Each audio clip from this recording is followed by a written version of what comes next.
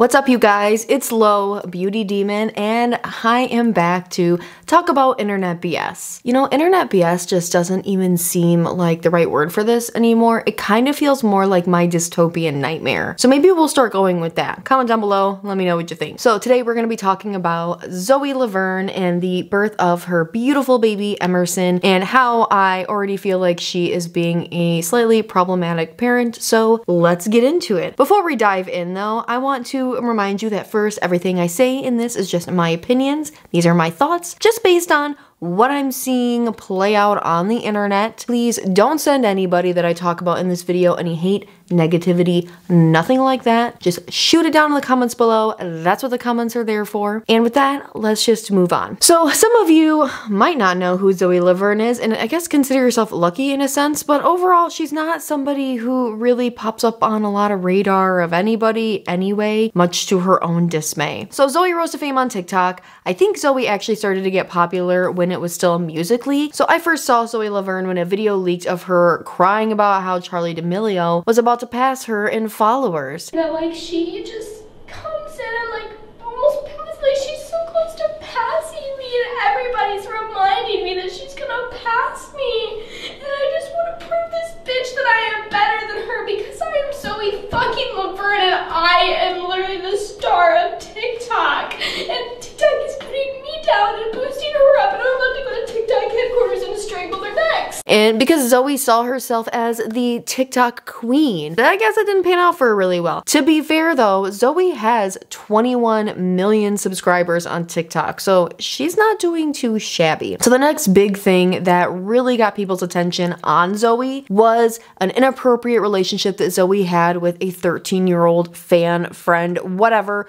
Really, it's a child. It doesn't really matter who they are. Zoe was 19 and this boy was 13 years old. Some images were leaked where they were kissing. People could see there were videos where it seemed like they were being very close and very touchy, something that an adult should not be doing with a minor, especially somebody 13 years of age. Dude, that 13-year-old hasn't even finished going through puberty yet. Like, you're literally making out with a kid. Zoe saw nothing wrong with this. Zoe would double down and say things like kissing a minor wasn't wrong, like they just made a mistake, but it wasn't illegal. I feel like what was happening there was kind of illegal, and whatever the hell state you were living in, ma'am. It even culminated to the point where her mom got on, I don't know if it was Instagram Live or TikTok Live, and was actually doing like a live for her. It just came across that Zoe is not a mature person and really didn't see a problem with it because mentally, Zoe is a 13-year-old. She acts like a high school freshman. So I think that is part of the reason why people were so up in arms when she announced not too long after that she was pregnant. So a lot of people said, hold up, is that this kid's child? She is very adamant that it is not his child, so I really fucking hope it's not, and said it was a new boyfriend of hers that was an ex-boyfriend that she had gotten back together with. I didn't really pass judgment on the fact that she was pregnant. As long as it's not a 13-year-old's kid, then I'm okay with whatever you want to do with your body, ma'am. And to be honest, she didn't really have any much controversy after that. It seemed like Zoe was very focused on her baby, and yeah, of course, she's still making TikToks and things because what else is she gonna do? She has nothing. That's her job. Some of them were kind of weird, like just to see like somebody trying to kind of hide their pregnancy was weird. Not that she was ashamed of her pregnancy, but I felt like you could tell that Zoe knew this part of her journey in life was not resonating with the audience that she's cultivated, because her audience are kids, and now she's a mom. So because of the fact that all of a sudden Zoe is in a completely different stage in their life than all of their peers, I think Zoe has determined I need to change my content and I need to change what I'm doing. Now, Zoe does have a YouTube channel. It has like I think like over 600k subscribers. There's a couple like Halloween makeup looks and like a Q&A here and there, and there's like 7 or 8 videos. Not a ton, because Zoe is mainly a TikTok star. However, I feel like Zoe, we might see over the course of the next year, maybe 2 years, we might see a transition over into YouTube for more vlogs and content. Because now that Emerson is born, it is time to exploit. Now, this baby is fresh out of this girl's womb, and she was already trying to make money off of this kid. She had in her Instagram bio a link to purchase pictures of this newborn baby for $15. So Zoe wanted her fans to pay $15 to look at her newborn baby. This isn't People magazine, honey. You're not Halle Berry. You're not Demi Moore. They're not paying for Zoe Laverne's baby pictures. So she turned to Instagram swipe ups and Patreon. Actually, I don't really know if that was Patreon because I don't know how to use Patreon that well. Anyway, eventually Zoe did put pictures of their baby Emerson, which I think is a really cute name, on her Instagram so all of her fans could see, but apparently there's exclusive content behind this paywall. Right away, she is just in on the exploitation of her kid, and I'm like, can you let your kid literally actually gasp its first breath without trying to make money off of this? However, after looking through her TikTok a little bit, I am not totally surprised that this is the route that Zoe has decided to go. Because as I was scrolling, I found a TikTok that I will include here. I will be changing the song because, you know, copyright. I think it'll kind of give you insight into what I think she is kind of planning on doing in the next, well, future anyway, near future. I don't know. Anyway, roll the clip.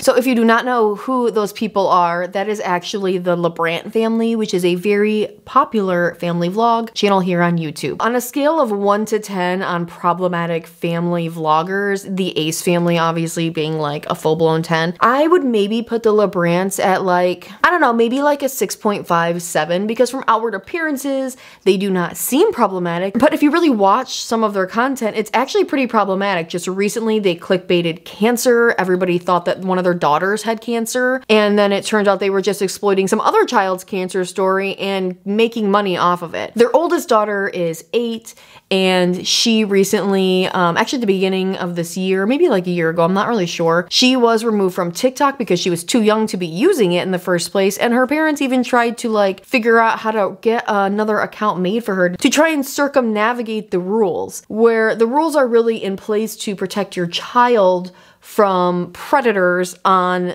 the app. So they just like didn't care. And that's because their 8-year-old already gets like sponsorships, brand deals, is posting ads, and without a viable TikTok for this kid to post on, she's not going to be able to get the ads and the brand deals and the sponsorships that she needs. So I went and I checked Savannah Laverne, who is the mother. I went and checked her TikTok, and let me tell you, now her TikTok is full of mostly videos of her and her oldest daughter, which is like in and of itself, like that's fine, you're just having fun. But the majority of these TikToks either are ads or look and sound very much like ads. Some of them do have the word ad. It's like listed at the very bottom of the description of it. And others are not ads, but just have like links to whatever they have in the video. Now this is extremely deceptive to me because the majority of people who are viewing this specific TikTok and are fans of the Laverne family, they are kids. They don't know what ads are and what aren't ads. And especially when the regular content looks like the actual ads that are being placed on your channel, they're not going to be able to differentiate between the two because kids don't go to see,